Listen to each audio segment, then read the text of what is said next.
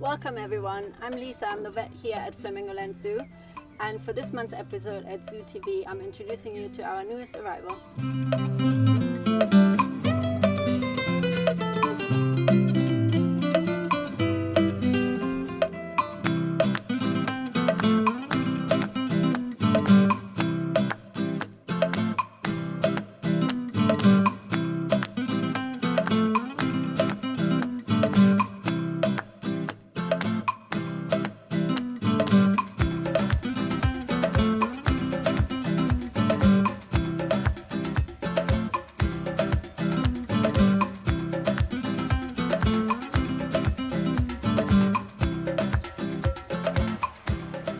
So yesterday the keepers were quite surprised that morning when they found that nice and healthy looking foal. So we were all really pleased with that. It seems to be doing really well. It's quite bright and active, it's suckling nicely, the mom is tending to it as we would expect that. However, it was not without any stress for us.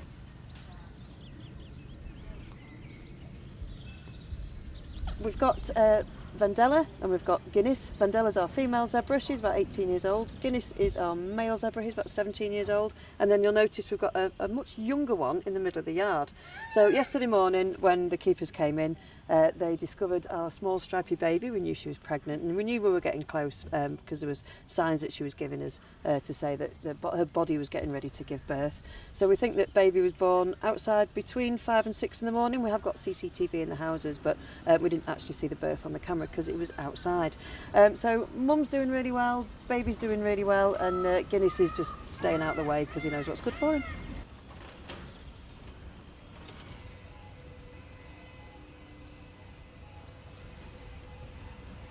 We've been expecting the birth for quite some time, yeah. They're pregnant for about 13 months. And unfortunately last time she did have some problem with her health. Baby's just going in for a suckle now, so we can see that baby's feeding. It's very important to remember that baby's still only not even, 30 hours old, so we just still do need to keep a real good eye on them. The mare, the mother, Vandella, she had mastitis last year from last year's foal. So that was like an infection of her udder because the last foal was suckling and biting a bit too much when it should have started to wean off it. So it must have caused an infection into the udder. She did recover really well from that, like better than we expected her to, but we were still really concerned about her being able to produce any milk in future. For future foals, and she's been breeding quite successfully until this point, so we were not sure if she would be able to provide the milk that is needed for a foal and without any health implications for herself as well. I have checked on her yesterday already. She is letting the foal suckle, as you can see. She's not kicking, she's not feeling distressed, she's not showing any sign of discomfort there when it's suckling. Fingers crossed it's all gonna go well. We're still a bit cautious over the first few days of this foal's life, and just keeping a really close eye on it, whether we need to provide any additional milk to it ourselves. But so far it's looking good. And then once we've reached like 4 weeks after giving birth, the uterus would have returned to its normal state, and so from then we will start the contraception so that she will get like a much deserved break. But she's going to be retired as a mum. Yeah, now. Exactly. Yeah. Zebras are been described as horses in stripy pyjamas. They're really not. They're wonderful things and they look amazing.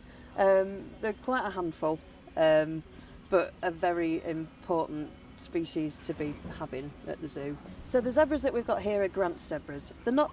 They're pretty much least concern. You'll see them a lot of them in Africa. There's thousands of them. We've had Grant zebras here at the zoo for as long as I can remember, and that's a few years now. These types of zebras, these species, is not part of a breeding program in Europe, so we would prefer to change to a different species to help with the population in the wild.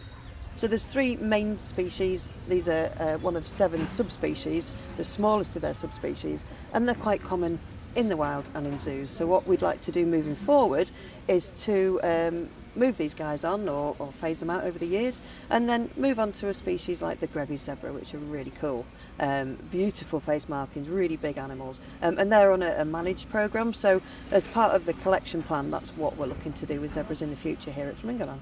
So they've got some nosy neighbours, these zebra.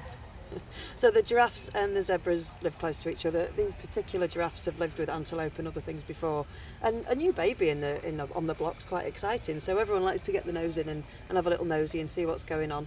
It's quite normal.